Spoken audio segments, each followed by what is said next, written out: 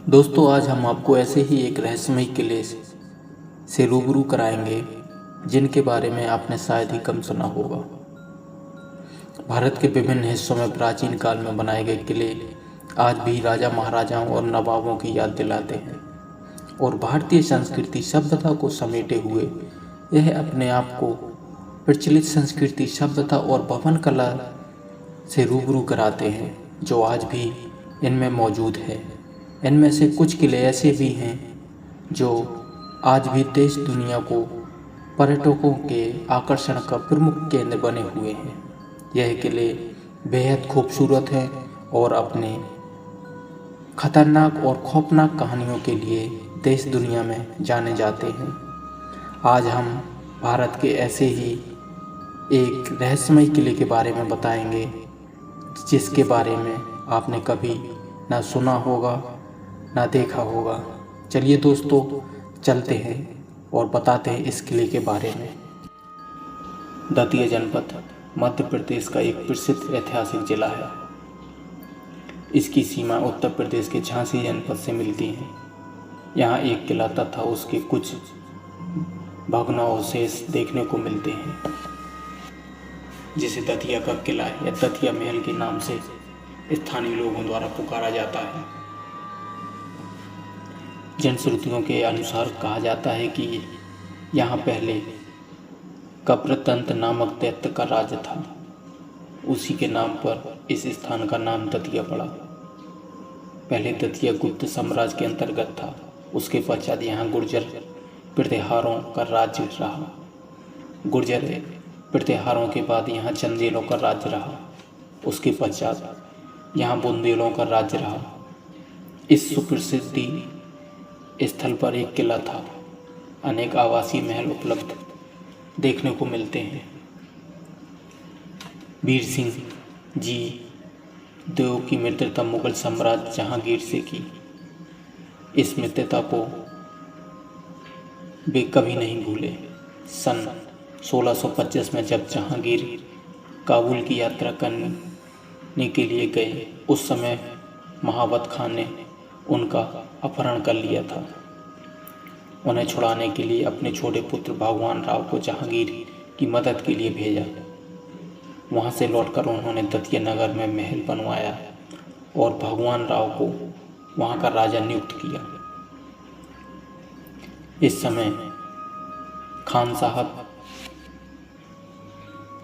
लोधी बाजीपुर के असद खां की मदद कर रहा था। उसकी मृत्यु सन 1656 में हो गई। उसकी याद में सुरही छतरी नामक स्मारक दतिया के समीप बना। भगवान राव का उत्तराधिकारी शुभकर्ण हुआ।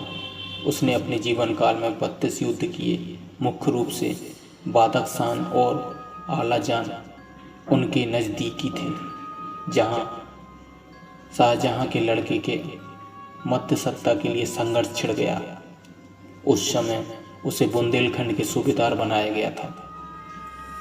सन 1656 में औरंगजेब दिल्ली का शासक बना। उसके पश्चात औरंगजेब के अनेक युद्ध मराठों से हुए। इस युद्ध में दतिया नरेश ने मुगल शासक का साथ दिया। सन 1679 में शुभकर्ण की मृत्यु हो गई। उसके पश्चात उसका पुत्र दलपति राव उत्तराधिकारी हुआ और वहाँ भी अपने पिता के समान मराठों के विरुद्ध औरंगजेब की मदद करता रहा। इसलिए मुगल दरबार में उसे सम्मान दिया गया और वो उनके विशेष विश्वास पात्रों में हो गया था।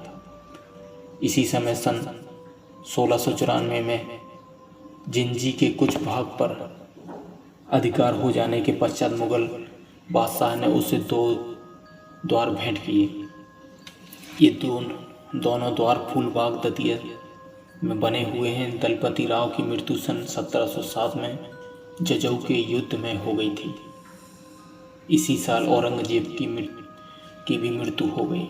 औरंगजेब की मृत्यु के पश्चात स्वाभाविक रूप से मराठी, बुंदेली और मुगलों में सत्ता संघर्ष तीव्र गति से चालू हुआ।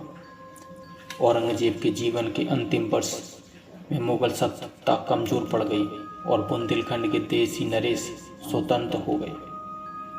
इस समय दतिया के नरेश सत्यजीत थे। इनका युद्ध ग्वालियर के सिंधिया नरेश से हुआ। इस समय सिंधिया की ओर से पैगले युद्ध कर दिया गया था। उससे दतिया का कुछ इलाका मराठाओं के अधिकार में चला गया और सत्यजीत युद्ध में मारे गए। उसके बाद उनके पुत्र परीक्षक दतिया के नरेश बने। उन्होंने मराठों से युद्ध करना उचित नहीं समझा, इसलिए 1801 से लेकर 1804 के बीच मराठों से संधि कर ली। इसी प्रकार की एक संधि अंग्रेजों से भी उसने की थी और यह स्थायी संधि भी स्थापित हुई। राजा परीक्षक ने अपने परकोटे का निर्माण कराया और नगर में प्रवेश करने के लिए 4 द्वारों का निर्माण कराया। ये दरवाजे रिक्षरा द्वार, लसक द्वार, भांडे द्वार और झांसी के द्वार के नाम से जाने जाते हैं। सन 1818 में अंग्रेज गवर्नर जनरल वारेन हेस्टिंग यहाँ आए थे। जब 1902 में लॉर्ड कर्जन यहाँ आए, उस समय दतिया की स्थिति नाजुक हो चुकी थी और वह उजड़ने लगा था। दतिया महल दतिया के इतिहास की सबसे खूबसूरत और ऐतिहासिक धरोहर है। दतिया महल को सतखंडा महल, पुराना महल, वीर सिंह देव महल, दतिया का किला और गोविंद महल आदि नामों से भी जाना जाता है। यह महल एक पहाड़ी पर बना हुआ है। दतिया महल धरातल से 5 मंजिला बना हुआ है। हकीकत में यह 7 मंजिला है। 2 तल इस किले के नीचे बताए जाते हैं। यह महल हिंदू मुस्लिम वास्तुकला का विशेष नमूना माना जाता है। यह 7 मंजिल वाली इमारत लकड़ी या लोहे के किसी भी सहारे के बिना सदियों से मजबूती से खड़ा है और यही बात वीर सिंह पैलेस की वास्तुकला को एक 4 चांद लगा देती है। जानकर हैरत होगी कि इस इमारत को केवल पत्थरों और ईंटों से के इस्तेमाल से बनाया गया है। रोचक बात यह है कि इस इमारत में सीमेंट का उपयोग नहीं किया गया, बल्कि दाल, गुड़ और तेल के प्राचीन मिश्रण से इस किले का निर्माण किया गया। बता दें कि पहले के ज़माने में ये सभी चीज़ें सीमेंट की जगह इस्तेमाल की जाती थी और इसी से किले बनाए जाते थे। अब हम आपको बताते हैं दतिया में घूमने के लिए कुछ स्थान भी है। उस स्थान में सबसे पहले नाम आता है दतिया के प्रसिद्ध मंदिर पीताम्बरा माई का मंदिर। श्री पीताम्बरा पीठ दतिया शहर में स्थित हिंदू मंदिर का एक परिसर है।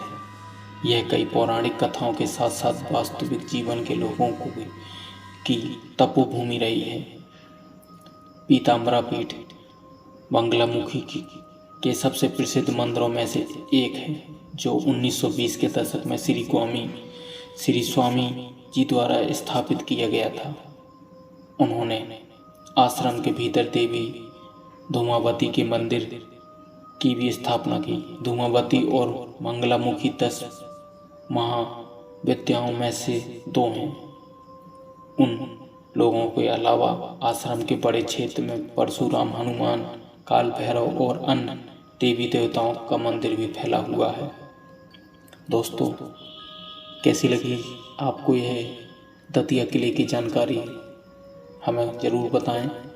अगर आपको हमारा वीडियो अच्छा लगा हो तो वीडियो को लाइक और सब्सक्राइब करें। नमस्कार।